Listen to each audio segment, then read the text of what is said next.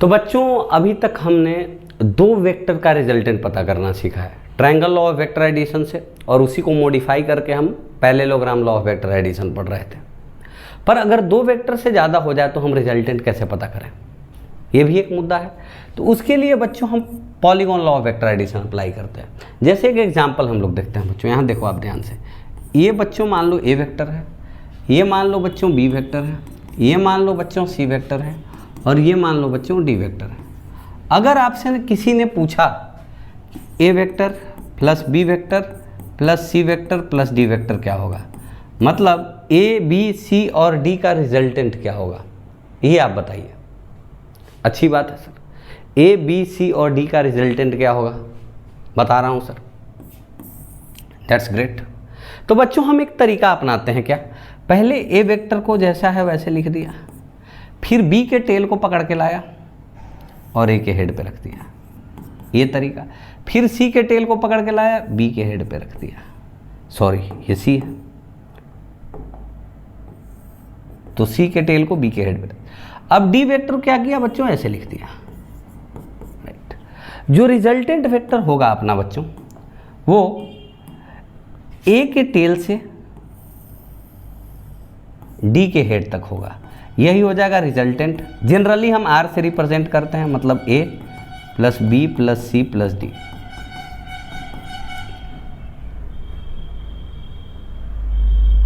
Resultant vector जो होगा वो पहले के टेल से लास्ट के हेड तक होगा, और ये क्लोज्ड पॉलीगॉन बना लिया, इसलिए इसका नाम polygon law of vector addition दे दिया जाता है। समझ में आया बात? अच्छा एक बात और बच्चों, अगर बहुत सारा वेक्टर है और सबका रिजल्टेंट जीरो है, इसका मतलब क्या है, we have more than 2 vectors 3 vectors in number of vectors and their resultant is zero.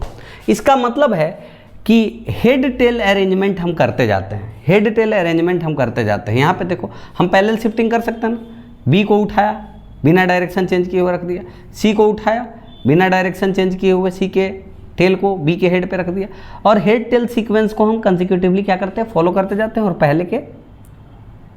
पहले के टेल से लास्ट के हेड तक। अगर नहीं समझ में आ रहा है तो आप डिस्प्लेसमेंट का एग्जांपल मान के समझ सकते हो, क्योंकि ज्योमेट्री से डायरेक्ट लिंक कौन है, डिस्प्लेसमेंट। अगर आपको कतई समझ में नहीं आ रहा है, कुछ भी नहीं आ रहा है, तो समझो कि डिस्प्लेसमेंट वेक्टर है।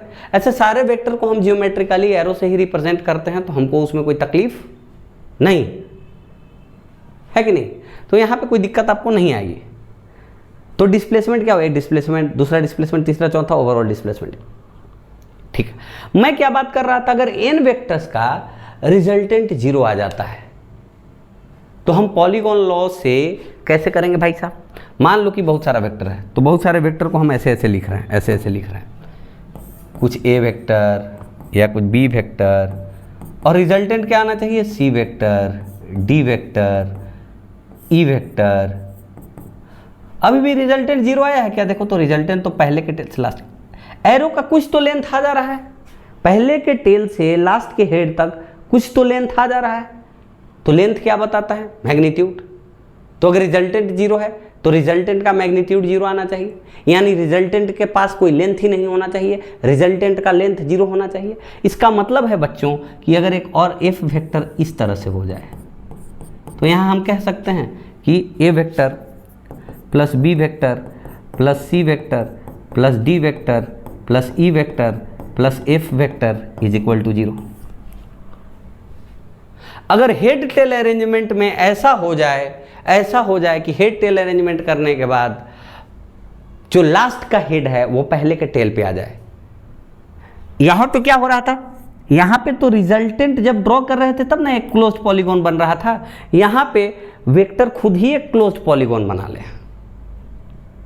तो पहले के टेल से लास्ट का हेड जैसे ओवरलैप करेगा, तो पहले के टेल से लास्ट के हेड तक जाने के लिए कोई लेंथ ड्रॉ करने की जरूरत ही नहीं है, मतलब कोई एरो ही नहीं बना पाओगे, मतलब कोई रिजल्टेंट वेक्टर ही नहीं है, जीरो रिजल्टेंट वेक्टर। समझे कि नहीं, जब भी n वेक्टर्स का रिजल्टेंट जीरो होगा वो क्लोज्ड पॉलीगॉन खुद ही बना लेगा, रिजल्टेंट की आवश्यकता नहीं है क्लोज्ड पॉलीगॉन बनाने के लिए। गेटिंग द पॉइंट और नॉट, ठीक है, अच्छी बात। तो बच्चों एक सवाल, minimum how many coplanar vectors of unequal magnitude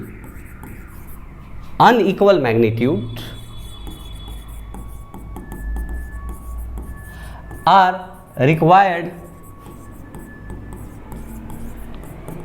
to make the resultant zero.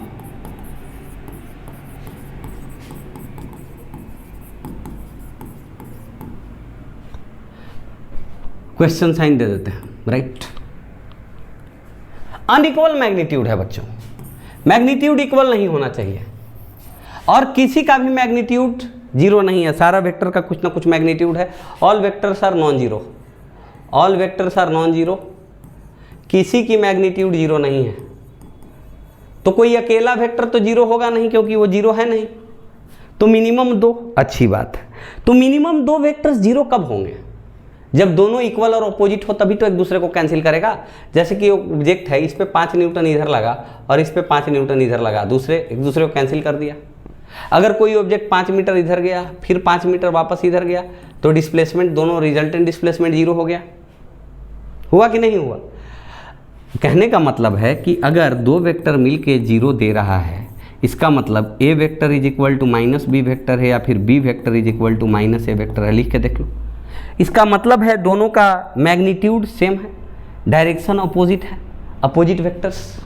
मैंने बोला था ऐसे लिखोगे, इसका मतलब क्या है? बी वेक्टर ए के अपोजिट डायरेक्शन में है। अगर ए ऐसे है तो बी ऐसे है, बस B is equal to minus A का मतलब ये है मैग्नीट्यूड बराबर है, डायरेक्शन अपोजिट है।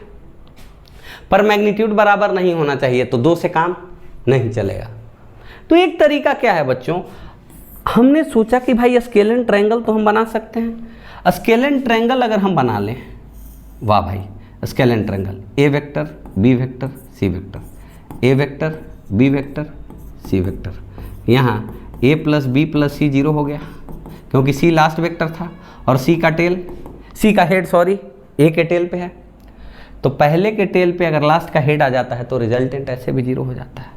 तो ये बच्चों क्या हो गया? Resultant zero. तो ट्रायंगल तो हम बना सकते हैं। और ट्रायंगल क्या है? कोप्लानर। कोप्लानर का मतलब होता है एक ही प्लेन में, मतलब एक ही फ्लैट सरफेस पे, मतलब तीनों बोर्ड पे ही होने चाहिए। अगर बोर्ड पे ही लेना है तो तीनों बोर्ड में होना चाहिए, तीनों बोर्ड पे हो, ठीक। तीनों का मैग्नीट्यूड यहाँ बराबर नहीं है, स्केलेन ट्रायंगल बन जाएगा भाई, स्केलेन ट्रायंगल बन जाएगा। पर स्केलेन ट्रायंगल बनेगा इस तरह से कि सी वेक्टर का जो हेड है वो ए के टेल पे आ जाए तो रिजल्टेंट जीरो हो जाएगा। अब ए के टेल से सी के हेड पे जा ही नहीं पाओगे, कोई एरो ही नहीं बना पाओगे। जब क्लोज्ड पॉलीगॉन बन गया है, क्लोज्ड ट्रायंगल बन गया, तीनों वेक्टर से ही क्लोज्ड ट्रायंगल बन गया, इसका मतलब रिजल्टेंट बनाने की जरूरत ही नहीं है, रिजल्टेंट जीरो है। हम ऑलरेडी यहाँ पे डिस्कस कर चुके हैं कि जब वेक्टर खुद ही क्लोज्ड पॉलीगॉन बना ले तो रिजल्टेंट जीरो है, जब वेक्टर खुद ही क्लोज्ड पॉलीगॉन बना ले तो रिजल्टेंट जीरो। तो मिनिमम यहाँ पे कितना रिक्वायर्ड है? 3 वेक्टर्स, क्योंकि दो वेक्टर जब होता तो इक्वल मैग्नीट्यूड हो जाता, अपोजिट डायरेक्शन होता, पर कंडीशन गिवन है मैग्नीट्यूड्स अनइक्वल होना चाहिए। ये भी हो गया बच्चों।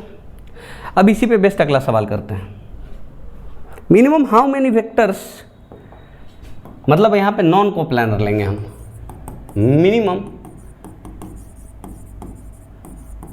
How many non coplanar vectors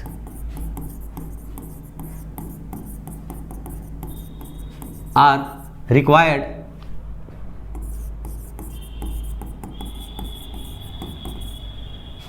to give resultant zero या to make resultant zero। Resultant zero करना है भाई साहब। नॉन कोप्लानर, अच्छा, और नॉन कोप्लानर में भी अनइक्वल मैग्नीट्यूड यहाँ लिखना भूल गया है, तो अनइक्वल मैग्नीट्यूड लिख लेना बच्चों। अनइक्वल मैग्नीट्यूड था, इक्वल मैग्नीट्यूड नहीं है, अनइक्वल मैग्नीट्यूड। तो अनइक्वल मैग्नीट्यूड है बच्चों, तो भाई साहब दो तो होगा नहीं, वो तो दो एक प्लेन में भी नहीं आ रहा था, तो स्पेस में कैसे आ जाएगा? 3 अगर हो रहा था तो 3 अगर इस टाइप से बनेगा तो हरदम ट्रायंगल ही बना देगा, तो एक प्लेन में ही हो जाएगा। 3 तो प्लेनर था। मान लो कि कम से कम हम 2 को एक प्लेन में लेते हैं, ए को और बी को, और सी को जैसे ही प्लेन से बाहर करते हैं तो अपन को एक डी ऐसे लेना पड़ेगा। डी ऐसे लेना पड़ेगा, डी ऐसे लेना पड़ेगा, यानी कि मिनिमम 4। ए बी को इसी प्लेन में छोड़ दो। अगर सी को यहाँ से यहाँ मिलाओगे तो स्ट्रेट लाइन ये ट्रायंगल बना देगा, पर अपन को ट्रायंगल नहीं बनाना है, ये तो प्लेनर हो गया। ट्रायंगल क्या है? प्लेन फिगर है, प्लेनर है, इसीलिए ट्रायंगल नहीं कुछ और बनाना पड़ेगा। तो अपन एक वेक्टर सी ऐसे लेंगे, पर ये तो इधर आ गया और वेक्टर सीधा straight line, arrow straight line, तो यहाँ तक अगर है तो दूसरा ऐसे आना पड़ेगा। मिनिमम 4 नॉन कोप्लानर वेक्टर मिल के रिजल्टेंट 0 दे सकते हैं। बात समझ में आ गई? अब बच्चों हम आगे बढ़ते हैं, आगे बढ़ जा रे। अब PYQ की दुनिया में इंटर करते हैं बच्चों। तो PYQ का अपना जो पहला क्वेश्चन है वो कहता है to vectors A and B have equal magnitude, और दोनों का मैग्नीट्यूड R के बराबर है। R को यहाँ आप रिजल्टेंट मत मान लेना, R को यहाँ आप रिजल्टेंट मत मान लेना। ये क्वेश्चन का मतलब सिर्फ यही है कि A is equal to B is equal to R बोला है, R इज नॉट रिजल्टेंट। ऐसा नहीं लिखना चाहिए था, बट वो कंफ्यूज करने के लिए लिख दिया है। R को बाय डिफ़ॉल्ट रिजल्टेंट नहीं मानना।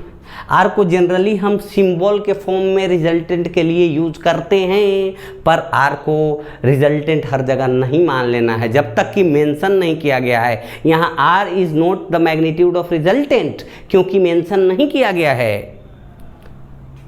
ठीक है? तो जब बच्चों दोनों का मैग्नीट्यूड बराबर बराबर है, अच्छी बात है। इसका मतलब जब हम पैरेललोग्राम लॉ लगाएंगे तो रोम्बस बनाएंगे, रोम्बस बनाएंगे, हाँ सर, रोम्बस बनाएंगे, हाँ सर। तो ये A है, ये B है, रिजल्टेंट ये है। तो इसका जो टेल से होके पास होने वाला है, ये तो एंगल थीटा है, तो ये हाफ एंगल थीटा बाई 2, क्योंकि जब भी रोम्बस बनेगा दोनों की मैग्नीट्यूड बराबर होगी तो रिजल्टेंट बाइसेक्टर के अलॉन्ग होगा। रोम्बस का डायगोनल भी एंगल बाइसेक्टर होता है। कॉमन टेन वाला डायगोनल होता है वही रिजल्टेंट देता है और रिजल्टेंट का मैग्नीट्यूड देता है, और दोनों का बराबर है।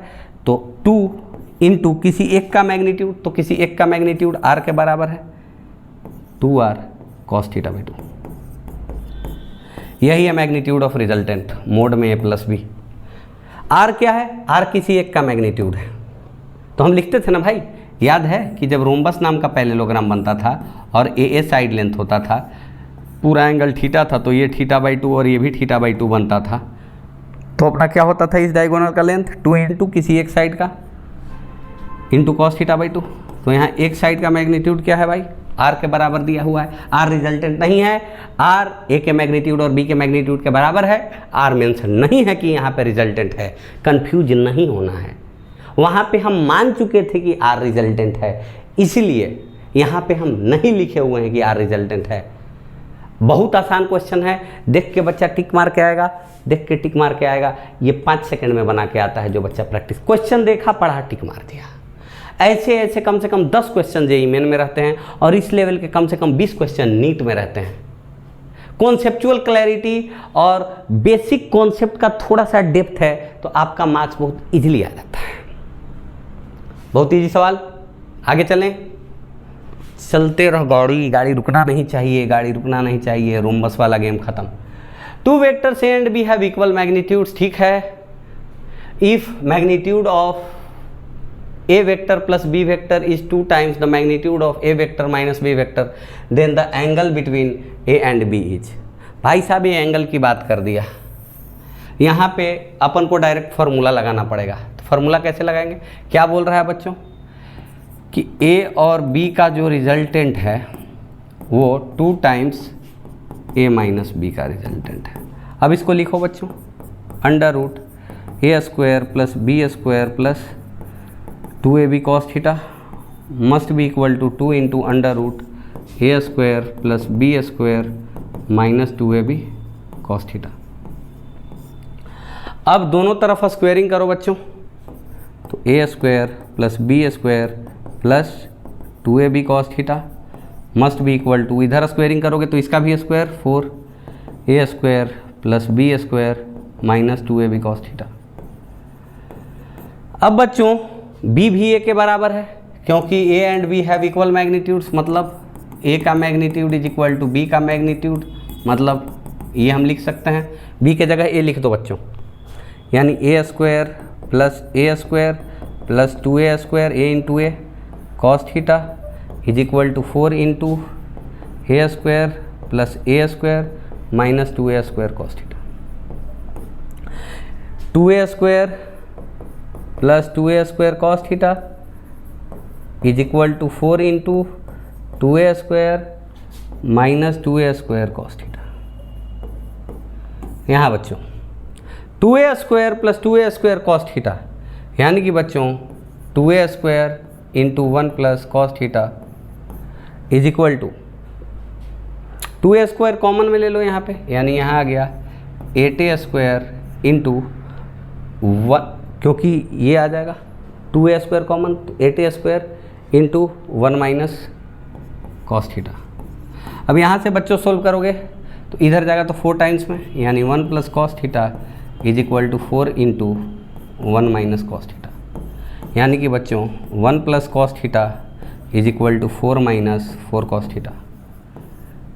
इधर 4 कॉस थीटा को ला दो प्लस हो जाएगा, यानी cos theta plus 4 cos theta is equal to 4 minus 1, यानी कि बच्चों 5 cos theta is equal to 3, यानी कि cos theta is equal to 3/5 बच्चों। Cos theta is equal to 3/5, इसका मतलब क्या होता है बच्चों? कॉस थीटा 3/5 का मतलब, कॉस थीटा 3/5 का मतलब theta is equal to cos inverse 3/5। Cos inverse का मतलब 1/cos नहीं होता है, कॉस इन्वर्स का मतलब, ये तो आपको पता है, ये सब छोटी मोटी बातें। Cos inverse function of trigonometric function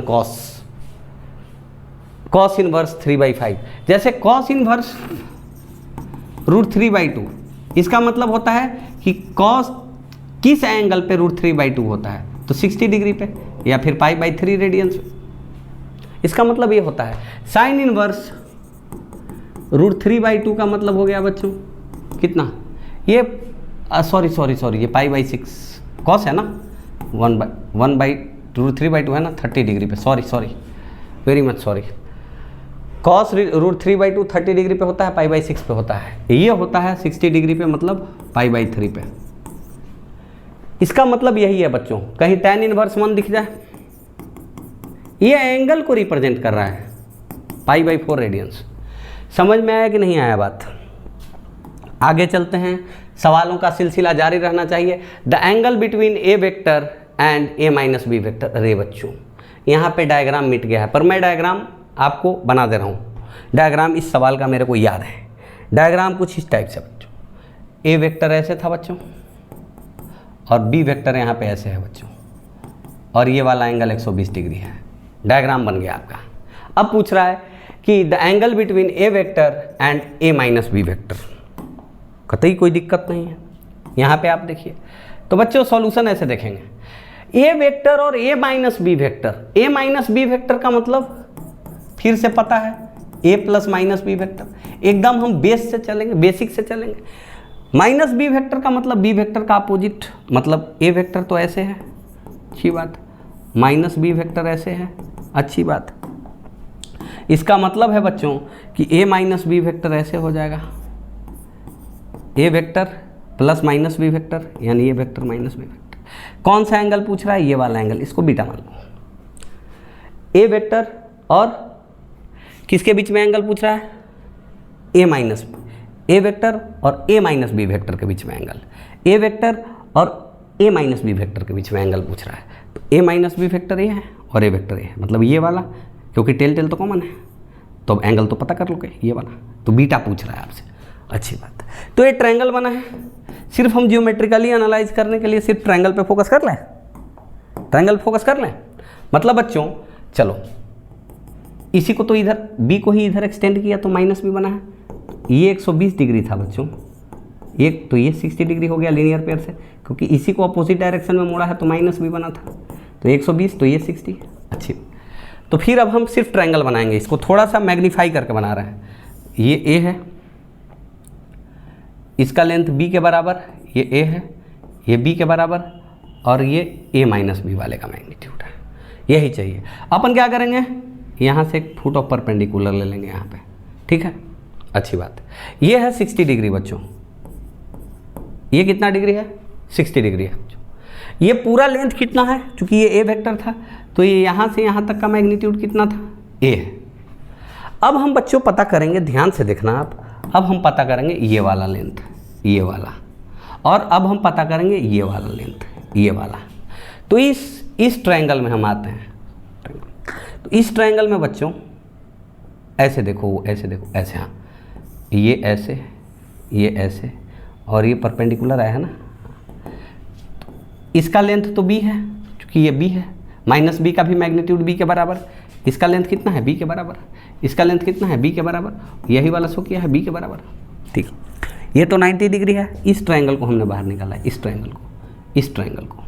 तो बच्चों ये वाला b है, ये 60 डिग्री है। तो इस राइट एंगल ट्रायंगल में 60 डिग्री के लिए बेस ये हो गया, यानी कि बेस क्या हो जाएगा, हाइपोटेनस इंटू कॉस 60 डिग्री, यानी ये वाला लेंथ जो यहाँ से यहाँ तक हो जाएगा वो हो जाएगा b इंटू कॉस 60 डिग्री, यानी कि बच्चों हो जाएगा b/2। कॉस 60 डिग्री कितना होता है, 1/2।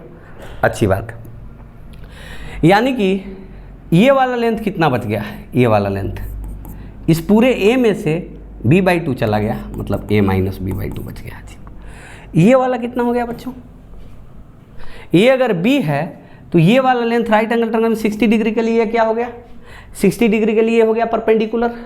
तो राइट एंगल ट्रायंगल में परपेंडिकुलर क्या होता है, हाइपोटेनस इंटू साइन, यानी हाइपोटेनस का मतलब यहाँ b इंटू साइन 60 डिग्री, यानी √3/2 से मल्टीप्लाई हो जाएगा, यानी √3b/2। मतलब इस ट्रायंगल की हम बात करेंगे बच्चों,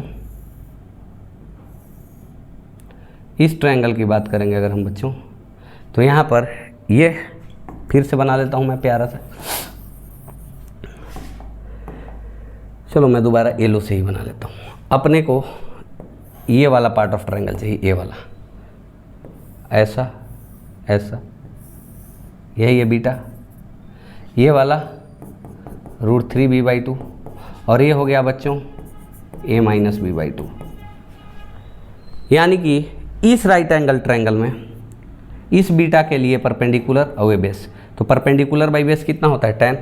तो tan beta is equal to हम लिख सकते हैं perpendicular √3b/2 divided by a minus b/2, यानी कि कितना हो गया बच्चों, √3b divided by 2a minus b, √3b/2a minus b। इसमें थोड़ा सा दिमाग लगाने का है, थोड़ा सा कंस्ट्रक्शन करने का है, थोड़ा सा खुद का दिमाग। b minus b, a minus b क्या होगा, a प्लस माइनस बी, ऐसे आ गया। अब भाई साहब अपन को ये वाला एंगल चाहिए, हमने यहाँ परपेंडिकुलर ड्रॉप किया, परपेंडिकुलर यहाँ बीटा माना, तो इस ट्रायंगल में यहाँ पे दिस बाई दिस, तो ये पता हो गया, तो इसमें से इसको घटा दिया तो ये मिल गया। लाइफ इजी है, थोड़ा गौर से देखो आप, है कि नहीं। A vector A is rotated by a small angle delta theta, delta theta radians में लेना है यहाँ पे, राइट, छोटे से एंगल से घुमाया गया है किसी को, to get a new vector B vector. मतलब बच्चों यहाँ आप ध्यान से अगर देखें तो सवाल कह रहा है कि कोई वेक्टर यहाँ पे बच्चों क्या था, कोई ए वेक्टर था यहाँ पे ऐसे। अब उसका मैग्नीट्यूड बिना चेंज किए हुए थोड़े से एंगल से, ज़्यादा एंगल दिख रहा होगा आपको, पर छोटे से एंगल से घुमाया गया। ये छोटा सा एंगल डेल्टा थीटा है, और ये हो गया बी वेक्टर, क्योंकि डायरेक्शन चेंज कर दिया तो वेक्टर बदल गया। अभी तक इधर था, कोई इधर 10 मीटर पर सेकंड से दौड़ रहा है, इसका वी है, कोई इधर 10 मीटर पर सेकंड से दौड़ रहा है, वी भी है, ये दोनों वेलोसिटी अलग अलग हो गई, थोड़ा सा भी एंगल मुड़ गया तो डायरेक्शन चेंज हो गया, डायरेक्शन चेंज तो वेक्टर चेंज। तो मैंने क्या बताया था, चेंज इन वेक्टर, यहाँ पे मैंने बताया था ये B vector minus A vector हो जाएगा, और इसका length B vector minus A vector के मैग्नीट्यूड को शो करेगा। अच्छी बात है। अगर बच्चों इसी को आप ऐसे देखें एक सर्कल पे, क्योंकि ये दोनों बराबर है, तो यहाँ पे बच्चों ये जो हो जाता है, ये मैंने क्या बताया था कि जो अगर दोनों बराबर हो, दोनों का मैग्नीट्यूड बराबर हो, तो ऐसे लिख दो कि बी वेक्टर बराबर ए वेक्टर, बी के बदले भी ये लिख दो, यानी कि 2 इंटू किसी एक का मैग्नीट्यूड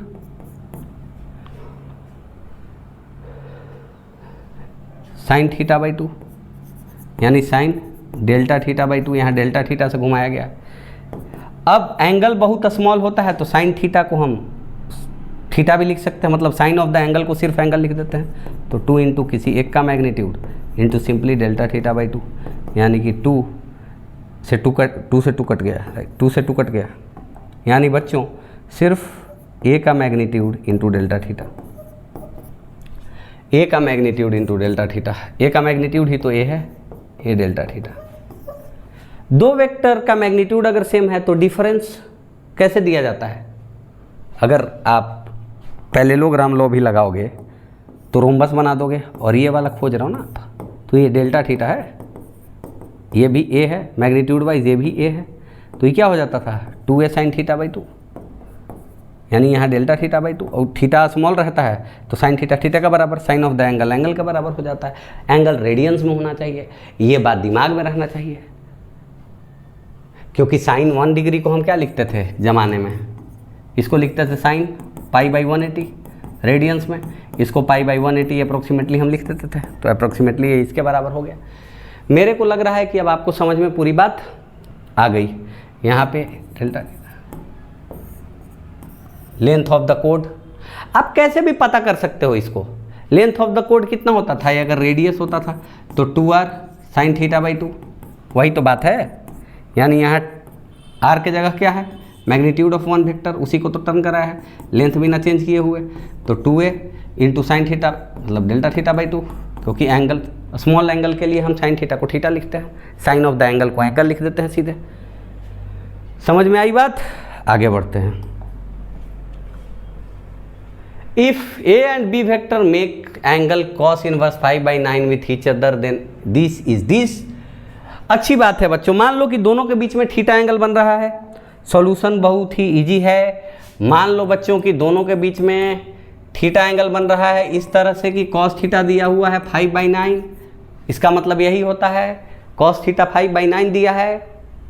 अगर साइन इनवर्स 1/2 दिया हुआ रहता तो हम sine theta is equal to 1/2 लिख देते। समझ में आया कि नहीं? अगर tan इनवर्स √3 रहता तो tan थीटा को हम यहाँ पर √3 लिखते। बात समझ में आ रही? cos इनवर्स 5/9 है, मतलब जो एंगल है इस तरह से लिखेंगे, cos थीटा अपना कितना आ जाएगा, cos थीटा आ जाएगा बच्चों, ध्यान से सुनो 5/9। अच्छी बात है। क्या पूछ रहा है बच्चों? ए और बी का रेशियो पूछ रहा है। अच्छी बात है, वेरी फैंटास्टिक थिंग, दोनों करेंगे सोल्व। ऐसा दिया है √2 इंटू ऐसा, दोनों तरफ स्क्वायरिंग कर लेते हैं। पहले तो ऐसे लिख लेते हैं a² plus b² plus 2ab cos theta. यहाँ पे बच्चों हम लिखेंगे √2 into √a² plus b² minus 2ab cos theta. अब दोनों तरफ स्क्वायरिंग कर दो, a² plus b² plus 2ab cos theta must be equal to 2 into a² plus b² minus 2ab cos theta. तो cos थीटा का वैल्यू यहाँ से put कर देते हैं हम। अच्छी बात है, तो a² plus b² plus 2a into b. cos theta का वैल्यू यहाँ पे हम पुट करेंगे क्या बच्चों, 5/9, तो into 5/9 2a² plus 2b² minus 2 2 जा 4 ab 4ab 4ab into cos theta का मतलब 5/9। बच्चों इसको उधर सोल्व करते हैं, right. a² plus b² solve करते रहो, बस लिखते रहो, जिंदगी आसान हो जाएगी। 10ab/9 is equal to 2a² plus 2b² minus 20ab/9। यहाँ पे आप देखो 20a/9 है, राइट। अब बच्चों a² प्लस b² को उधर ले जाओ, तो ये क्या हो जाएगा, a² प्लस b² इस साइड बच जाएगा। इधर ले आओ इसको, तो 20a/9 और 10a/9। अरे जुटेगा ना भाई, ये इतना समझते हो ना भाई, आप इतना समझते हो ना भाई। ए स्क्वायर जाएगा तो घटेगा, बी स्क्वायर जाएगा तो एक बी स्क्वायर घटेगा। ये माइनस का 20ab/9 है, प्लस का 10ab/9 है, तो ये 30ab/9 हो जाएगा। ये मैं अब नहीं करवाऊंगा। अब बच्चों आप क्या करो यहाँ पर कि dividing both sides by b square, dividing both sides पूरा मैथमेटिक्स है, पूरा इसमें मैथमेटिक्स है बच्चों। तो बी स्क्वायर से डिवाइड करोगे तो ये 30a/9 आ जाएगा, is equal to a square by B square plus B square by B square को 1 लिख देंगे। यानी कि बच्चों अब इधर ले आओ तो क्या लिखोगे, सारे इक्वेशन को उस साइड लेके चल जाओ। तो a बाई बी को मान लो तुम n, क्योंकि यहाँ पे mode of a by mode of b क्या दिया हुआ है बच्चों, n दिया हुआ है, यानी a बाई बी ही n दिया हुआ है। यानी इसको लिख सकते हो, बाई बी भी तो लिखना था ना बच्चों, मैं नहीं लिखा b। तो 30/9 into n is equal to n square plus 1। अब इसको क्वाड्रेटिक बना के हमको सोल्व करना है बच्चों। तो 30n is equal to 9n square plus 9 implies that 9n square minus 30n, और क्या हो गया बच्चों, प्लस 9 इज इक्वल टू 0। इस क्वाड्रेटिक को आप सोल्व कर लो, क्वाड्रेटिक आपसे सोल्व हो जाएगा, होगा कि नहीं होगा, हो जाएगा, हो जाना चाहिए बच्चों। ऐसे करो, क्वाड्रेटिक सोल्व करो। तो 9n square minus 27n minus 3n plus 9 is equal to 0 implies that 9n into n minus 3 minus 1 into n minus 3 is equal to 0, यानी 9n minus 1 into n minus 3 is equal to 0। ये 0 या ये 0, इससे integer नहीं आएगा, इससे integer आ जाएगा। n minus 3 अगर 0 करोगे तो n इज इक्वल टू 3 आ जाएगा। अपन क्या चाहिए था, इंटीग्रल वैल्यू चाहिए था। Then the integer value of n, integer value of n बच्चों यहाँ पे आ जाएगा आपका 3 के बराबर। सो 3 is the correct answer for this question. थोड़ा सा अपन को मैथ, इसीलिए कहा जाता है कि आप थोड़ा बेसिक मैथमेटिक्स आप स्ट्रॉन्ग कर लीजिए। बेसिक मैथमेटिक्स स्ट्रॉन्ग रहेगा तो देखिए कितना इजीली ये क्वेश्चन आपसे बन गया। बेसिक मैथमेटिक्स आपका स्ट्रॉन्ग होना चाहिए, राइट। अब बच्चों अगला सवाल, the resultant of A and B is perpendicular to A and its magnitude is half that of B. The resultant of A and B is perpendicular to A, resultant of A and B is perpendicular to A. बहुत ही प्यारा सा case है। ए और B का resultant अगर ए है, triangle बना देते हैं। ए और बी का रिजल्टेंट, बी कुछ होगा, कैसे हो, रिजल्टेंट ए के परपेंडिकुलर है, मतलब हम रिजल्टेंट पहले बना देते हैं, रिजल्टेंट को यहाँ आर से रख देते हैं, यानी कि बी कहीं ना कहीं ऐसे ही होगा। Resultant of A and B is perpendicular to, हमने पहले रिजल्टेंट बना दिया भाई। तो ट्रायंगल लो बनाओगे तो A plus B is equal to R. यहाँ आर हम रिजल्टेंट मान ले रहे हैं, क्योंकि यहाँ मेंशन्ड नहीं है कि यार रिजल्टेंट नहीं है, तो हम मान लिए भाई साहब, अच्छी बात है। तो ये ट्रायंगल बन गया। अब ट्रायंगल को मैग्नीट्यूड वाइज देखना चाहते हैं। ये रिजल्टेंट का मैग्नीट्यूड ये साइड देगा, ये का मैग्नीट्यूड देगा, ये बी का मैग्नीट्यूड देगा, ये रिजल्टेंट का मैग्नीट्यूड देगा। तो यहाँ पे बच्चों बोल रहा है magnitude is half that of b. Resultant का मैग्नीट्यूड जो है, मतलब ये साइड रिजल्टेंट वाला साइड लेंथ b/2 के बराबर है। मतलब बच्चों ये एंगल अगर फाई हो जाता तो यहाँ पे हम लिख सकते थे इस राइट एंगल ट्रायंगल में, इस राइट एंगल ट्रायंगल में फाई के लिए परपेंडिकुलर है, तो sine phi is equal to b/2 मतलब r/b, परपेंडिकुलर बाई हाइपोटेनस मतलब 1/2, यानी कि फाई इज इक्वल टू यहाँ से 30 डिग्री आया कि नहीं बच्चों। यानी कि ए ऐसे है और बी ऐसे है, तो ए और बी के बीच वाला एंगल ये होगा ना, क्योंकि ए को अब शिफ्ट करना पड़ेगा ना, क्योंकि बी का टेल यहाँ पे है, तो ए के टेल को भी यहाँ पे आना पड़ेगा ना एंगल को देखने के लिए। ये 30 डिग्री आया है ना, तो ये 150 डिग्री आएगा कि नहीं आएगा, बताइए आप, आएगा कि नहीं आएगा, बताइए आप यहाँ पर। ये तो अपना ज्योमेट्रिकल तरीका हो गया, ज्योमेट्रिकल एनालिसिस, बहुत इजी तरीका, दिमाग में चमक गया तो लाइफ इजी है एकदम, खट से क्वेश्चन बन जाएगा। इसमें टाइम लगेगा, ऐसा देखा तो ये 30 डिग्री सबको नजर आया, ये 150 डिग्री सबको नजर आया, तब तो लाइफ इजी है। पर अगर हम मैथमेटिकली इसको सोल्व करना चाहें तो कैसे करेंगे? इसको अगर हम मैथमेटिकली सोल्व करना चाहें तो कैसे करेंगे? ठीक है भैया, तो एक अपने पास एक तरकीब था, हमने बोला था tan alpha, alpha was the angle made by resultant with a vector was equal to b sin theta, theta क्या था? a और b के बीच का angle, a plus B cos theta. अगर अल्फा 90 डिग्री हो जा रहा था तो tan 90 डिग्री अनडिफाइंड होता है। अनडिफाइंड का मतलब p बाई क्यू के फॉर्म में है, ये b साइन थीटा कुछ तो, a plus B cos theta कुछ तो। अनडिफाइंड का मतलब डिनोमिनेटर जीरो, मतलब a plus B cos theta zero होना चाहिए, यानी कि b cos theta is equal to minus A होना चाहिए, यानी cos theta is equal to minus A by B होना चाहिए। ये हमने क्या किया सोल्व? मैथमेटिकली हम ट्राई कर रहे हैं इसको, मैथमेटिकली ट्राई कर रहे हैं। अब क्या बोल रहा है बच्चों? जो रिजल्टेंट है तो रिजल्टेंट का स्क्वायर इज इक्वल टू क्या हो जाएगा? A square plus B square plus 2ab cos theta. अच्छी बात है, रिजल्टेंट का स्क्वायर मतलब b बाई 2 का होल स्क्वायर, क्योंकि रिजल्टेंट b बाई 2 के बराबर दिया हुआ है। A square plus B square plus 2ab into cos theta minus A by B, यानी b से b कैंसिल, यानी बच्चों बी स्क्वायर बाई 4 जो अपना आ गया, ये क्या हो गया? b से b कैंसिल, यानी चलो लिख ही देता हूँ A square plus B square minus 2a square, यानी कि बी स्क्वायर माइनस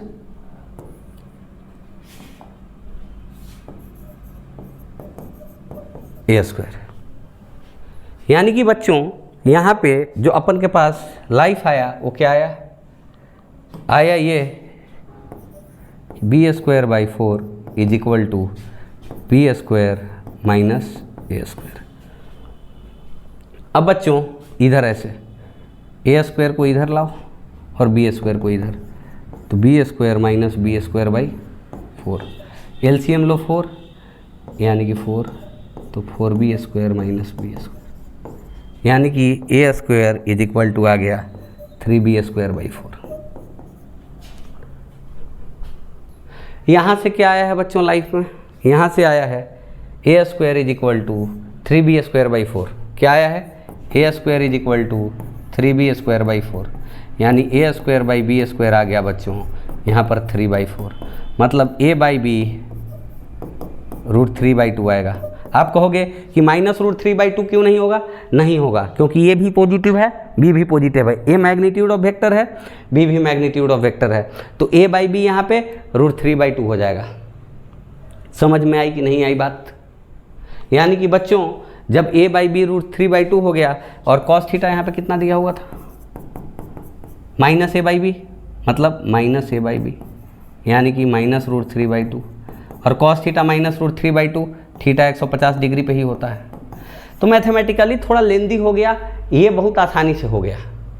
तो प्रैक्टिस से आपको समझ में आएगा कि कब मैथमेटिकली जाना है और कब अपन को ऐसे ही जाना है।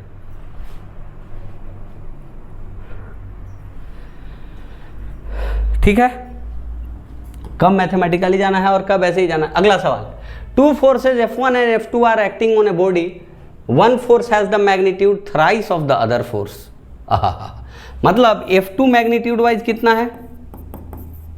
3F1 के बराबर। एक बात तो मिल गया। And the resultant of the two force has a magnitude equal to magnitude of the force which has larger magnitude. फिर से पढ़ो, फिर से पढ़ो, फिर से पढ़ो। पहला sentence, two forces F1 and F2 are acting on a body, one force has magnitude thrice the magnitude of other. ठीक है, and the resultant of the two force has a magnitude, resultant के पास जो magnitude है इक्वल है किसके? To the magnitude of force of larger magnitude. मतलब रिजल्टेंट का जो मैग्नीट्यूड है वो बड़े वाले फोर्स के मैग्नीट्यूड के बराबर है। मतलब जिस फोर्स का बड़ा मैग्नीट्यूड है, मतलब जो रिजल्टेंट है, यहाँ रिजल्टेंट फोर्स कितना हो जाएगा, F1 प्लस F2। और क्या बोल रहे हैं यहाँ पर कि रिजल्टेंट जो है वो F2 के बराबर है, मतलब 3F1 के बराबर। हम यहाँ ट्रायंगल लॉ यूज़ करेंगे, और ट्रायंगल लॉ में अगर आपका दिमाग जिंदा है तो आपको आइसोसेलेस ट्रायंगल बनता हुआ दिखाई दे रहा होगा, आपको आइसोसेलेस ट्रायंगल बनता हुआ दिखाई दे रहा होगा। क्यों भाई? क्योंकि एक साइड F1 है, एक साइड F2 है, और एक साइड रिजल्टेंट है, और रिजल्टेंट जो है वो F1 के बराबर है मैग्नीट्यूड में। तो side length of the triangle क्या दिखाता है? मैग्नीट्यूड ही तो दिखाता है। 3 एरो से मिलके यहाँ ट्रायंगल बना, जिसमें एक F1 है, एक F2 है, और एक रिजल्टेंट है। तो रिजल्टेंट यहाँ F2 के बराबर है, तो दोनों का साइड बराबर होगा। इसका मतलब ट्रायंगल क्या बनेगा? आइसोसेलेस बनेगा। 2 साइड बराबर हो गया, अच्छी बात है। तो हम आइसोसेलेस ट्रायंगल पहले बना लेते हैं, अपना लाइफ इजी कर लेते हैं, फिर हम कहेंगे कि कौन क्या है कौन क्या है। आइसोसेलेस ट्रायंगल बनाए, इन दोनों को बराबर कर दिया भाई साहब। हाँ, इक्विलेटरल लग रहा है क्या जी? नहीं लगने देंगे इसको इक्विलेटरल, हम आइसोसेलेस दिखाएंगे, दिखा के मानेंगे। आइसोसेलेस दिखिया, ये दोनों बराबर है। हम बोलेंगे कि ये A है F2, ये लार्जर मैग्नीट्यूड का है, ये है F1 और ये है R। Resultant is equal to F1 plus F2। तो बच्चों आप कहोगे कि हाँ sir, F1 plus F2 is equal to F1 के टेल से F2 के हेड तक R। अच्छी बात है, अच्छी बात है। अगर इसको हम प्योरली ट्रायंगल के फॉर्म में भी ट्रीट करें, प्योरली ट्रायंगल के फॉर्म में हम ट्रीट करें, तो इसका वैल्यू F1, इसका वैल्यू 3F1 के बराबर, इसका वैल्यू भी 3F1 के बराबर, R बराबर F2 बराबर 3F1, ये F1। अच्छी बात। अब पूछ रहा है कि the angle between F1 and F2, हाँ, यानी F1 और F2 के बीच में एंगल, F1 ऐसा F2 ऐसा, तो एंगल कौन सा पूछ रहा है? इस वेक्टर और इस वेक्टर के बीच में एंगल ऐसे बनेगा ना, क्योंकि अपन को F1 को एक्सटेंड करके चेक करना पड़ेगा, तब जाके टेल ऑफ F1 और टेल ऑफ F2 मैच करेगा। तो ये वाला एंगल पूछ रहा है। मतलब बच्चों अगर ये थीटा है तो आइसोसेलेस ट्रायंगल होने के कारण ये भी थीटा हो जाएगा, ये थीटा, ये भी थीटा, क्योंकि ये दोनों लेंथ बराबर है। आपको तो सब समझ में आ रहा है, अच्छी बात है। यानी कि पूछ रहा है 180 माइनस थीटा, यहाँ थीटा एंगल नहीं है, यहाँ 180 minus theta angle between two vectors, ठीक है। तो हम कहेंगे कि अच्छी बात है। यहाँ पे हम परपेंडिकुलर लेंगे, एक ड्रॉ करेंगे। तो अगर ऐसा परपेंडिकुलर ड्रॉप करते हैं, मतलब 2 इक्वल साइड को कंटेन करने वाले वर्टेक्स से अगर अनइक्वल साइड वाले साइड पर हम परपेंडिकुलर ड्रॉप करते हैं तो ये बाइसेक्ट भी कर देता है, मतलब ये इसके बराबर। यानी ये हो गया बच्चों F1/2 ये साइड, और ये साइड भी F1/2। अरे नहीं समझ में आया, नहीं समझ में आ गया? एक मिनट, ओहो, नहीं समझ में आया क्या बच्चों? अरे समझ में नहीं आया क्या? समझ में नहीं आया क्या?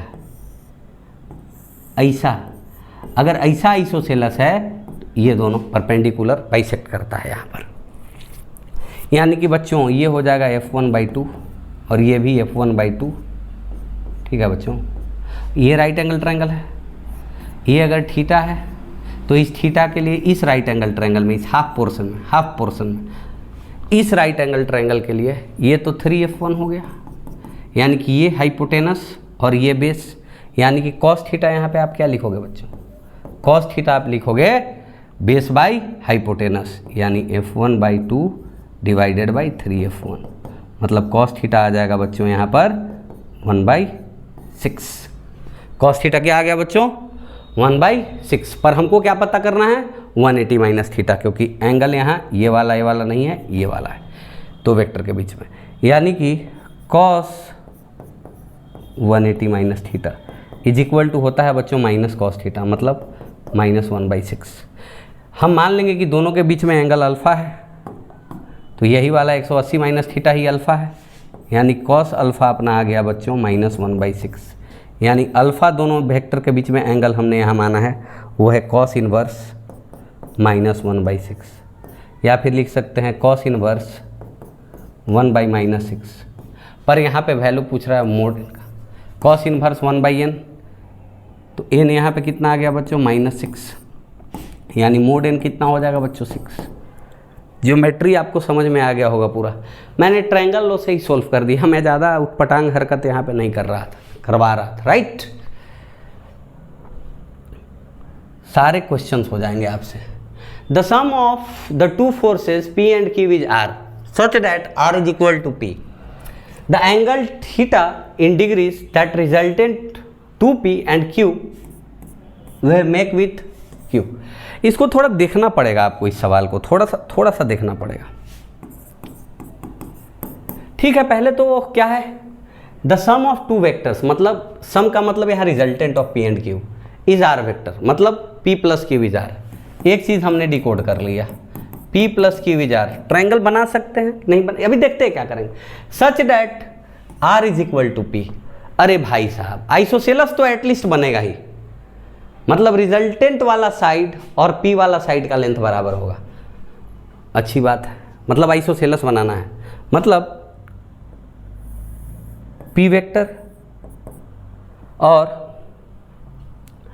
रिजल्टेंट वेक्टर बराबर है, मतलब Q कुछ ऐसा है, यानी P plus Q is R। बना कि नहीं यार, बताओ तो आप। P plus Q is R, P के टेल से Q के हेड तक। अब क्या कह रहा है, ये दोनों बराबर है, ये दोनों बराबर है, अच्छी बात है। इसका मतलब है कि ये एंगल अगर अल्फ़ा है तो ये एंगल भी अल्फ़ा है, अच्छी बात। The angle theta in degrees that resultant of 2P and Q। अब रिजल्टेंट ऑफ 2P और Q हम कैसे पता करें, तो भाई P का हेड और Q का टेल तो मिला हुआ है, यानी कि नया रिजल्टेंट R डैश वेक्टर ये हम मान लेंगे 2P plus Q। तो Q के साथ हम छेड़छाड़ नहीं करेंगे, क्योंकि Q का टेल तो P के हेड पे है ही, और 2P कह रहा है, 2P का मतलब 2 times ऑफ P। तो हम क्या ऐसे सोच सकते हैं कि जो अरेंजमेंट है P और Q का उसको बिना छेड़े हुए ऐसे कर लें हम। तो ये P और ये P, तो यहाँ से यहाँ तक, यहाँ से यहाँ तक क्या हो गया 2P हो गया, यहाँ से यहाँ तक क्या हो गया 2P हो गया, क्योंकि 2P plus Q कह रहा है और अरेंजमेंट बड़ा प्यार से दिया हुआ है P plus Q का। तो P के हेड पर Q का टेल है, तो अगर हम इधर P लेते हैं तो क्या हो जाएगा, 2P के हेड पर भी Q का टेल आ जाएगा। तो अपन को टेंशन 2P plus Q करने में नहीं होगा, क्योंकि 2P plus Q कैसे आ जाएगा, फिर यहाँ से ऐसे आ जाएगा, यही वाला जो हो जाएगा वो R डैश हो जाएगा, और ये हो जाएगा 2P plus Q। अब क्या कह रहा है भाई साहब, अब P का मैग्नीट्यूड और R का मैग्नीट्यूड बराबर था, मतलब ये दोनों भी बराबर है। मतलब अगर बच्चों ये एंगल और ये एंगल आइसोसेलेस ट्रायंगल में बराबर हो जाएंगे, इस साइड के अपोजिट वाला एंगल और इस साइड के अपोजिट वाला एंगल, मतलब इस ट्रायंगल में, इस वाले ट्रायंगल में अगर ये एंगल बीटा बन रहा है बच्चों, तो ये वाला एंगल भी बच्चों बीटा ही बनेगा। तो अब पूरे बड़े ट्रायंगल में आप देखो तो, और एंगल किसके किसके बीच में पूछ रहा है बच्चों, resultant of 2P and Q, मतलब R डैश और Q के बीच में। तो R डैश ये है और Q ये है, मतलब एंगल ये वाला पूछ रहा है आपसे, ये वाला पूछ रहा है। कौन से रंग से बना दूं मैं, येलो से ही बनाता हूँ, मतलब Q तो ऐसे ही है और R डैश ऐसे ही है। तो R डैश ये वाला एंगल पूछ रहा है, मतलब ये वाला एंगल पूछ रहा है, मतलब अल्फ़ा प्लस बीटा पूछ रहा है, अल्फ़ा प्लस बीटा पूछ रहा है। ये तो बीटा था ना, ये बीटा और ये बीटा, तो अल्फ़ा प्लस बीटा आपसे पूछ रहा है, यही वाला एंगल पूछ रहा है। अरे इसको एक्सटेंड कर दो ऐसे, या हेड हेड मैचिंग है ना, Q का हेड और R डैश का हेड। R डैश क्या है, 2P और Q का रिजल्टेंट 2P plus Q। तो 2P plus Q और Q के बीच में एंगल पूछ रहा है, तो हेड हेड भी मैचिंग रहता है तो लाइफ इजी हो जाता है, मतलब हेड हेड मैचिंग है तो यही वाला एंगल हो गया। यानी कि ये क्या है, इतना दूर तक अल्फ़ा था और ये बीटा था, यानी अपन से पूछ रहा है अल्फ़ा प्लस बीटा क्या होगा, अच्छी बात है। अब इस बड़े ट्रायंगल में देखो बच्चों, ये बीटा प्लस ये वाला एंगल अल्फ़ा, इस बड़े ट्रायंगल में, इस पूरे ट्रायंगल में आप देखो इस पूरे ट्रायंगल में देखो, आप थोड़ा सा बैक करके भी देख सकते हो, आपको सब समझ में आ जाएगा। और ये अल्फा, ये बीटा, ये तीसरा एंगल ये पूरा हो गया इस पूरे बड़े से ट्रायंगल में देख रहे हैं तो। अरे मेरे भाई, अरे मेरे भाई, ऐसा ही तो हाल चाल है। 1 मिनट रुक जाए यार, 1 मिनट रुक जाए यार। ओहो हो, ऐसा ही तो हाल चाल है, ऐसा ही तो हाल चाल है, ऐसा ही तो हाल चाल है। ये है क्या अपना, ये कुछ नहीं है, ये अल्फ़ा है, ये अल्फ़ा है, ये बीटा है, ये बीटा है। अब इस बड़े ट्रायंगल में मैंने देखने के लिए आपको बोला, तो ये अल्फ़ा, ये बीटा और ये पूरा एंगल अल्फ़ा प्लस बीटा, यानी alpha plus beta is equal to 180 degree, यानी 2 into alpha plus beta, 2 alpha plus 2 beta कितना हो गया 180 डिग्री, यानी अल्फ़ा प्लस बीटा कितना हो गया बच्चों 90 डिग्री। ट्रायंगल बनाने से लाइफ कितना इजी हो जा रहा है, आप देख रहे हैं ट्रायंगल बनाने से लाइफ कितना इजी हो जा रहा है कि नहीं है। अब बच्चों एक और सवाल, अरे भाई साहब, भाई साहब, भाई साहब, कितना बड़ा सवाल है रे, कितना बड़ा सवाल है।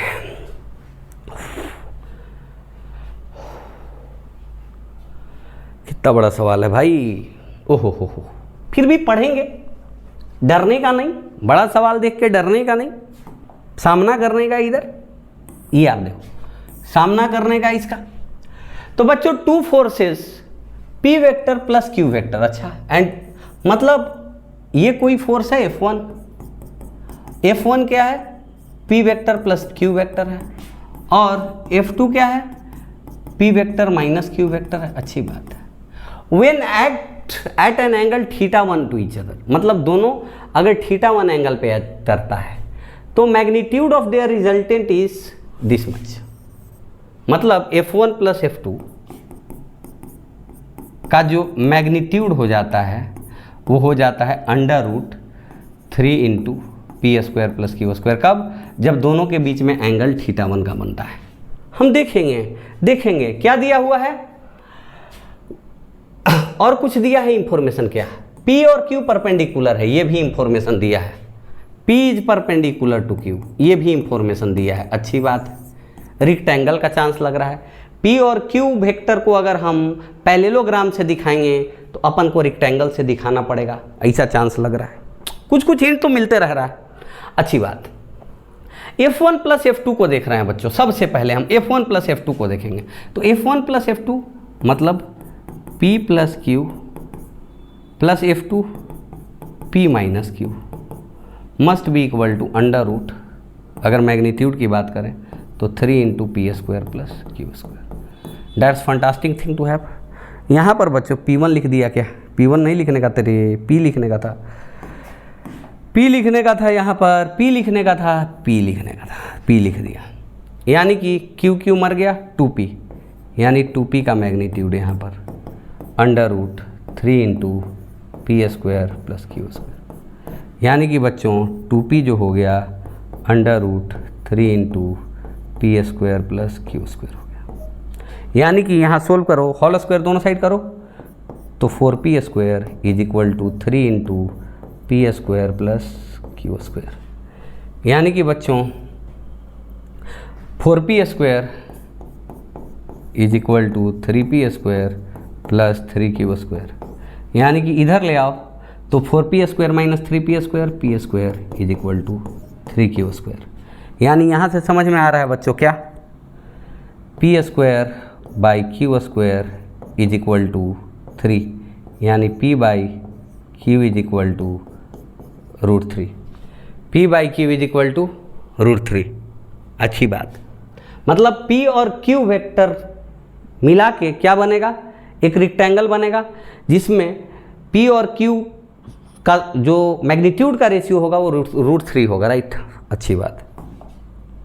तो अपन को क्या करना पड़ेगा, कुछ तो करना पड़ेगा, इसको सॉर्ट करना पड़ेगा। आप क्वेश्चन पीछे जाके एक बार देख लें अगर आपको नहीं दिखाई दे रहा है तो, क्योंकि भाई इतना छोटा मेरे को करना पड़ेगा, नहीं तो मैं दिखा नहीं पाऊंगा सॉल्यूशन। तो P, अब मेरे को क्या करने का है, मेरे को एक प्यारा सा रेक्टेंगल बनाने का है, क्योंकि P और Q परपेंडिकुलर हैं। तो P और Q परपेंडिकुलर है तो मेरे को एक रेक्टेंगल बनाना ही पड़ेगा, कोई उपाय नहीं है मेरे पास। ये बच्चों P वेक्टर और ये Q वेक्टर, अपन को एक रेक्टेंगल बनाना पड़ा है, रेक्टेंगल बनाना पड़ा है। ये P vector plus Q vector वाला डायगोनल है, और ये p vector minus q vector वाला डायगोनल है, ये p vector minus q vector और ये p vector plus q vector. हाँ, इसी को F1 बोल रहा था और इसी को F2 बोल रहा था। इस डायगोनल को ही F1 बोल रहा था और इस डायगोनल को ही F2 बोल रहा था। अब आपको समझ में आ गया क्या बात थी यहाँ पर? समझ में आया कि नहीं आया? अच्छी बात है। और बोल रहा है बच्चों, पहला केस कब है? जब दोनों के बीच में एंगल θ1 है। यहाँ पे देखो, थोड़ा सा हम एक्सटेंड करके आपको दिखाते, फिर वहाँ आएंगे। ये वाली बात कब थी? ये वाली बात F1 और F2 का रिजल्टेंट का magnitude √3 into p square plus q square कब था? जब दोनों के बीच में बच्चों, अरे यार, जब दोनों के बीच में बच्चों एंगल θ1 था, एंगल इज θ1, F1 और F2 के बीच में एंगल θ1 था, तब पहला केस था। तो एंगल θ1 कौन सा है ये देखना पड़ेगा ना। एंगल θ1 कौन था? एंगल θ1 ये था, ये था, क्योंकि P प्लस क्यू और P माइनस क्यू के बीच में एंगल θ1 है। अच्छी बात है। अब मैं एक प्यारा सा काम करने वाला हूँ, मैं आपको बता के कर रहा हूँ। ये देखो, आप यहाँ पे एक पैरेलल खींच दो आप P के, तो जैसे ही आप पैरेलल खींचोगे ये एंगल बाइसेक्ट हो जाएगा, यानी ये θ1/2 हो जाएगा और ये भी θ1/2 हो जाएगा। समझ में आई बात? अब जब ये θ1/2 हो गया है, ये θ1/2, तो ये भी θ1/2, क्योंकि ये वाला जो बाइसेक्ट कर रहे हैं हम एंगल इसके पैरेलल है। इसका मतलब है कि अल्टरनेट इंटीरियर एंगल से ये भी θ1/2 हो गया। समझ में आ गया बच्चों? ये θ1/2 हो गया। और क्या आया है? P/Q √3 आया है। यहाँ पर P/Q कितना आया बच्चों? √3 आया है। मतलब ये देखो, ये देखो, ये है P और ये है Q। तो ये अगर θ1/2 आया है बच्चों, θ1/2 आया है, तो इस राइट एंगल ट्रायंगल में देखो आप, tan θ1/2 क्या होता है? Q/P। इसके लिए परपेंडिकुलर ये है, बेस ये है, यानी Q/P का मतलब हो गया बच्चों 1/√3, यानी कि θ1/2 जो एंगल है वो 30 डिग्री है। इसका मतलब θ1 जो है वो 60 डिग्री है। θ1 इज 60 डिग्री है। तो θ1 60 डिग्री। अच्छा, एक केस तो वेरीफाई हो गया है, एक केस तो अपना वेरीफाई हो गया है। दूसरे केस पे हम बात करते हैं। दूसरे केस पे, दूसरा केस क्या बोल रहा है बच्चों? थोड़ा सा गौर से देखो, वही बात है कि जब P प्लस क्यू और P माइनस क्यू के बीच में एंगल θ2 बन रहा है, तो P प्लस क्यू और P माइनस क्यू मतलब F1 और F2 का रिजल्टेंट फिर से 2P ही आएगा। ऑफकोर्स 2P, ओहो, ऑफकोर्स फिर से क्या आएगा? 2P ही आएगा, फिर से 2P ही आएगा। तो वो √2 into p square plus q square है। देखो यहाँ पर सवाल तो पढ़ लिया आपने, मैं अब नीचे सॉल्यूशन थोड़ा बना रहा हूँ, चीज़ें वही रहेंगी। दिख रहा है कि नहीं दिख रहा है भाई? थोड़ा ऐसे करके मैं बना दे रहा हूँ, राइट। अब देखो सवाल दिख रहा है, सवाल दिख रहा है, फिर से वही बात, फिर से वही रेक्टेंगल, वही सब कुछ, ठीक है। तो यहाँ पे बच्चों फिर से मैं वैसे ही बना रहा हूँ, देखो ध्यान से, ये देखो आप, ये देख लिया, ये फिर से P है और ये फिर से Q है, ये फिर से P प्लस Q है मतलब F1 है, ये फिर से P प्लस Q है और ये फिर से P माइनस Q है, मतलब ये फिर से क्या है? F2 है। मतलब रिजल्टेंट क्या हो जाएगा दोनों का? F1 प्लस F2 अगर जोड़ोगे बच्चों तो P plus Q plus P minus Q मतलब 2P, यानी कि रिजल्टेंट का मैग्नीट्यूड F1 प्लस F2 को अगर P के टर्म में हम लिखना चाहें तो सिंपली 2P लिख सकते हैं। लिख दिया भाई साहब।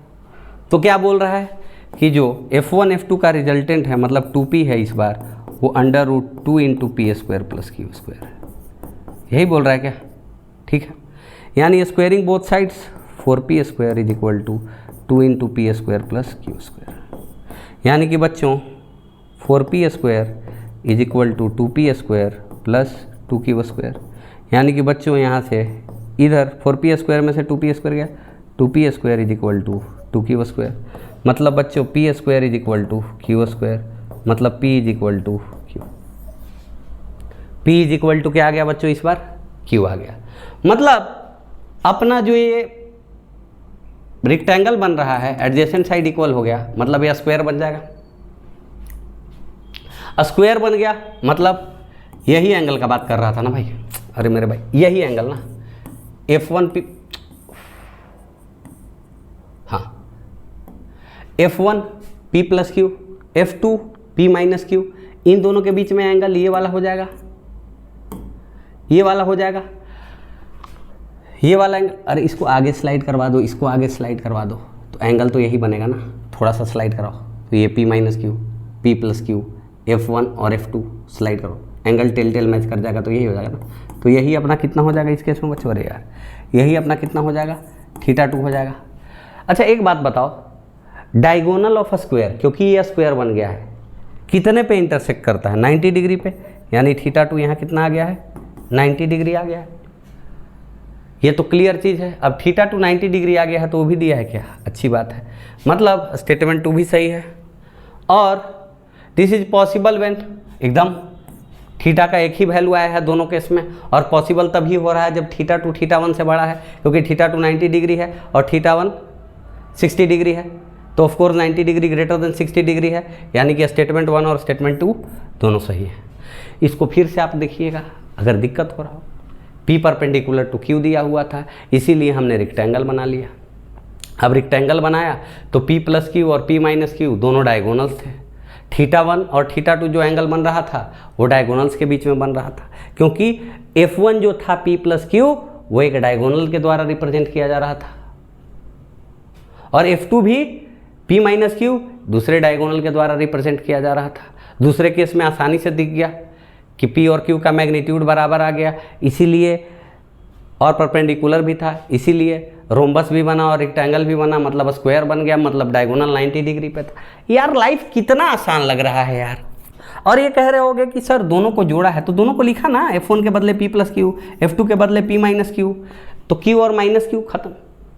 Q और माइनस Q क्या होगा यार, Q वेक्टर और plus minus Q vector, equal और अपोजिट वेक्टर मिलके 0 ना हो जाएगा, तो खाली 2P बचा ना, तो 2P का मैग्नीट्यूड क्या होगा, 2 इंटू P, P के मैग्नीट्यूड का दुगना होगा 2P का मैग्नीट्यूड। इससे ज़्यादा मैं क्या बोलूँ। इस पे आते हैं, इन द ऑक्टागोन ABCDEFGH, अरे भाई ABCD इरेगुलर ऑक्टागोन है, इक्वल साइड है सारा, इसीलिए रेगुलर ऑक्टागोन है। अब रेगुलर ऑक्टागोन का क्या हालचाल है भाई, what is the sum of AB plus AC, मतलब AC आहा, प्लस AD आहा, प्लस AE, सबको जोड़ो, plus AF plus AG plus AH। अरे भाई इतना खतरनाक बात क्या पूछ रहा है भाई, AB plus AC plus AD plus AE plus AF plus AG plus AH भी पूछ रहा है भाई, कितना खतरनाक बात पूछ रहा है। सारे का सम बताओ।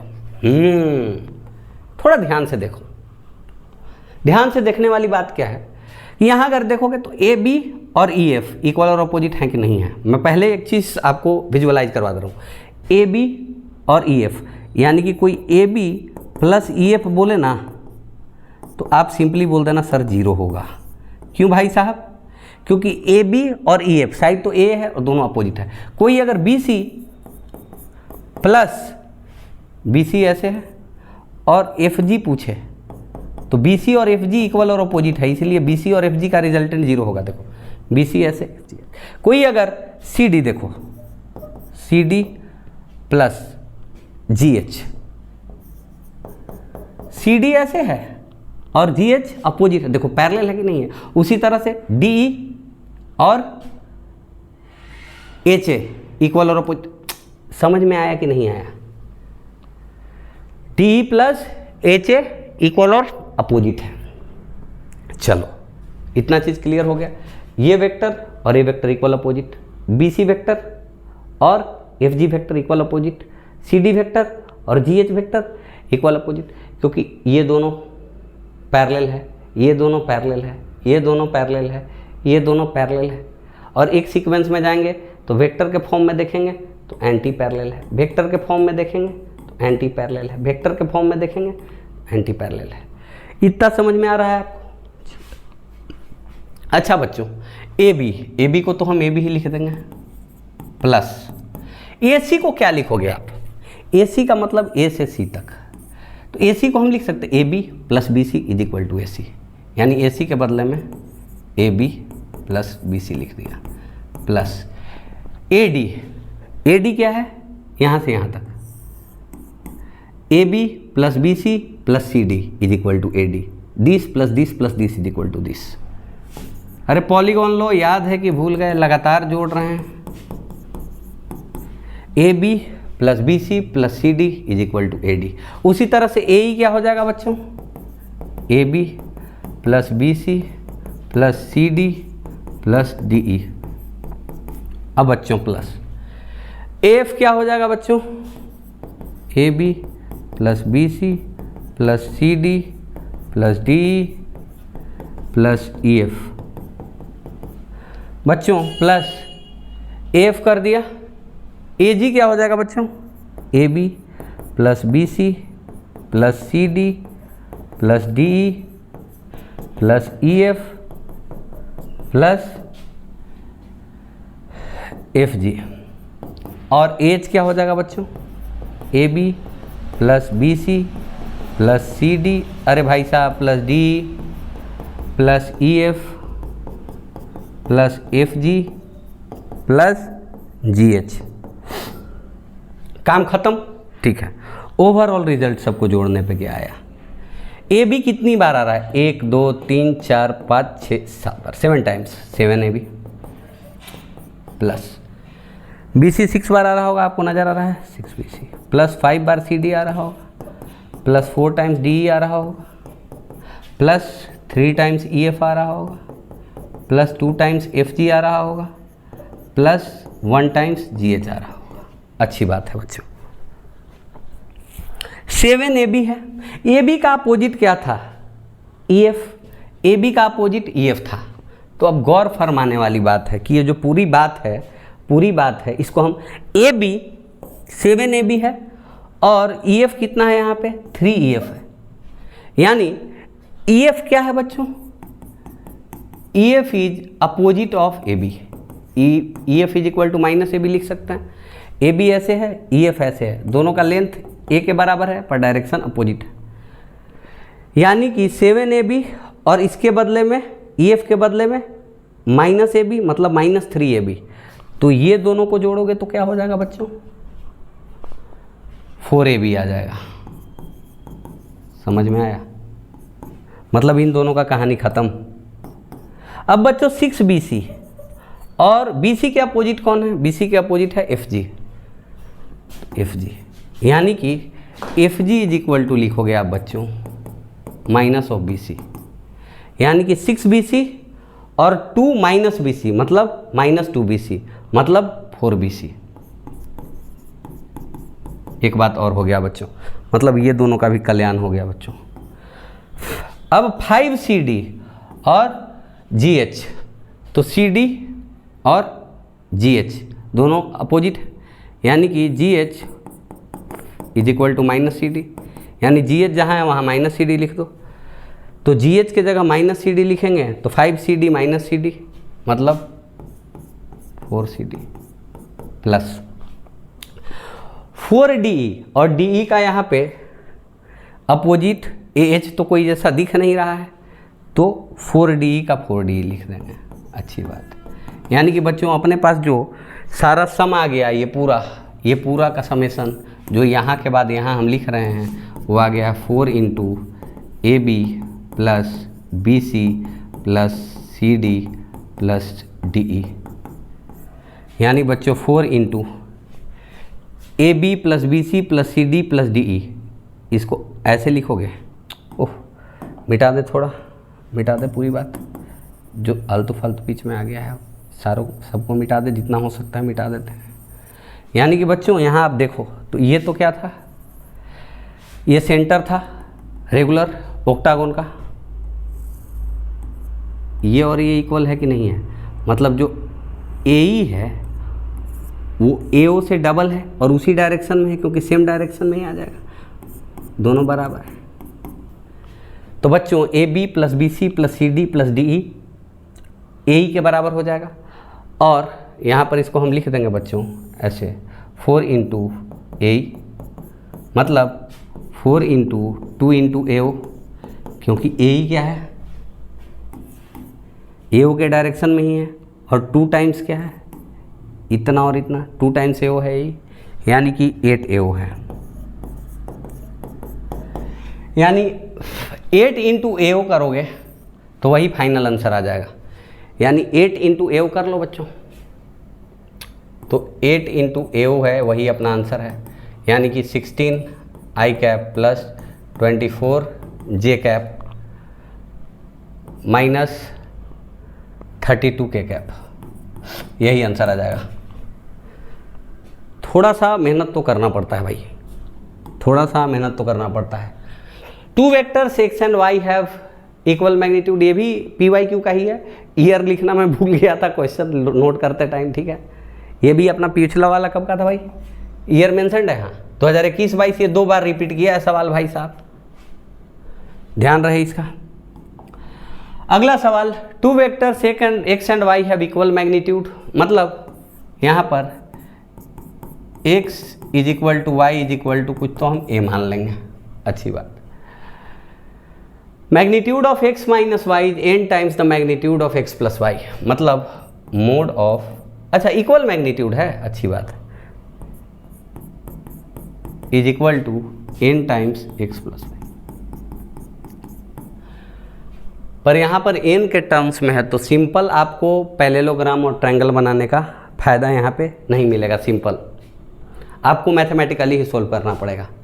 तो मैथमेटिकली सोल्व कीजिए आप, x square plus y square minus 2xy cos theta, theta angle between them मान ले रहे हैं यहाँ पे, is equal to n into under root x square plus y square plus 2xy cos theta.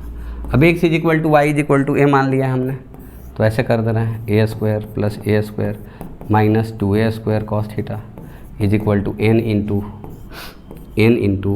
a square plus a square plus 2a square cos theta. अब बच्चों squaring करो तो 2a square minus 2a square cos theta is equal to n square into 2a square plus 2a square cos theta. अब बच्चों 2a square common ले लो, 1 minus cos theta, 2a square common ले लो, n स्क्वायर बाहर कर लो, 1 plus cos theta. यहाँ बच्चों क्या करो, a स्क्वायर कैंसिल हो जाएगा, 2 कैंसिल हो जाएगा, 1 minus cos theta is equal to n square into 1 plus cos theta.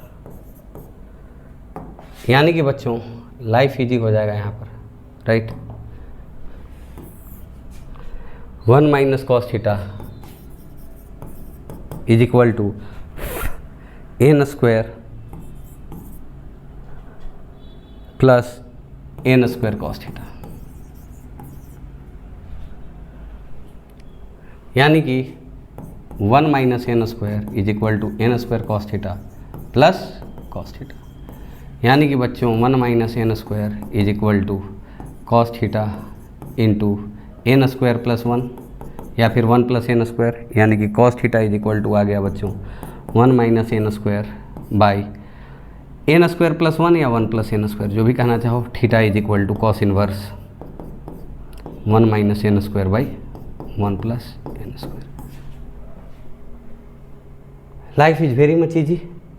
तो अभी तक जेई मेन पर जितना PYQ था वो सारा हमने कर लिया है। नीट के बच्चे भी सारा क्वेश्चन कर लें, ये सारा क्वेश्चन नीट के बच्चे भी कर सकते हैं, उनको भी बहुत फ़ायदा होगा। जिनको 180 में 180 लाना, 160 अगर क्रॉस करना है जिसको भी फिजिक्स में नीट के अंदर 160, 170, 180 इस रेंज में जिसको भी आना है जेई मेन के तो सारे PYQ उससे हो ही जाने चाहिए उस बच्चे से भाई। 180 में 180 भी आ सकता है। अगर जेई मेन के PYQ सारे किए हुए हैं कॉन्सेप्चुअली और सारे कॉन्सेप्ट्स याद हैं, प्रैक्टिस है, सारा क्वेश्चन हैंडी है, तो 160 to 180 नीट में उस बच्चे का आ जाएगा। तो जेई मेन का जो कॉन्सेप्ट है वो नीट के बच्चे को आना ही चाहिए, जिसको भाई फिजिक्स में टॉप करना है, जिसको रैंक लाना है, जिसको एम्स में जाना है। तो आप सारे क्वेश्चन कर लो, मैं सारे PYQs करवा दूंगा सारे चैप्टर के। मैं बहुत अलग अलग टेक्निक से पढ़ाता हूँ, मैं अलग अलग टेक्निक से पढ़ाऊंगा आपको, अलग अलग टेक्निक से बताऊंगा आपको। कहीं ज्योमेट्रिकल अप्रोच था तो ज्योमेट्रिकल अप्रोच हमने लिया, कहीं मैथमेटिकल अप्रोच था तो हमने मैथमेटिकल अप्रोच लिया है। यहाँ पर आप क्वेश्चन को देखिए, बार बार प्रैक्टिस कीजिए, ऑब्जर्व कीजिए, प्रॉपर रिवीजन करते रहिए। आप सॉल्यूशन एक बार में समझ में नहीं, दोबारा देखिए, आप बैक करके देखिए। आप वैसे मैं इतना सिंप्लीफाई करके बताता हूँ कि आपको एक बार में समझ में आ जाएगा। फिर भी बहुत लोग मेहनत करते हैं, मेहनत करते करते तेज हो जाते हैं। स्टार्टिंग के चैप्टर्स में थोड़ा सा मेहनत करना पड़ता है, दिक्कत कहीं नहीं आती है। थोड़ा फोकस का लॉन्ग स्पैन जो है, it is a very hard work. Me recording this courses is also a hard work. It is not easy work, never, not for you. So together we will put in effort and all result will come of course. बहुत सारे student का आया है, मेरा खुद भी माने मेहनत कर कर के NIT में गया, राइट। तो आप IIT में तो आराम से जा सकते हो, नीट आराम से क्वालिफाई कर सकते हो। जेई एडवांस के कोर्सेज मैं अलग से रिकॉर्ड करूँगा। जेई एडवांस के कोर्सेज, उनके PYQs मैं अलग से उसी चैप्टर का रिकॉर्ड करूँगा। जेई मेंस और नीट एक साथ जाएगा, एडवांस कुछ सवाल आने लगेगा, और एक बार जब बेसिक क्लियर हो जाएगा तो एडवांस के जो PYQs हैं वो चैप्टर के बाद जो कुछ कॉन्सेप्ट रह रहा होगा एडवांस के लिए, वो कॉन्सेप्ट, मिसलेनियस क्वेश्चंस, अगर इरोडोव के क्वेश्चन, इरोडोव क्वेश्चन भी रहेंगे, सारी चीज़ें मैं डिस्कस करूंगा। एडवांस का हाई से हाई लेवल PYQ है, सारा डिस्कस करूंगा यहाँ पर। आप बस प्रैक्टिस करते रहो, प्रैक्टिस करते रहो। PYQ पर जिसका कमांड हुआ उसी टाइप का 80% क्वेश्चन आता है जेई मेन और नीट में। 80% क्वेश्चन माने जेई मेन में अगर जिसको 80 क्रॉस करना है वो प्रीवियस ईयर जेई मेन और प्रीवियस ईयर एडवांस का सिंगल चॉइस क्वेश्चन कर ले, उसका 80 नंबर कहीं नहीं गया है। कॉन्सेप्ट तो तगड़ा होना ही चाहिए, सारे लेक्चर, सारे नोट्स तगड़े होने चाहिए। उसके बाद मेहनत करते रहिए, मेहनत करते रहिए। Good bye.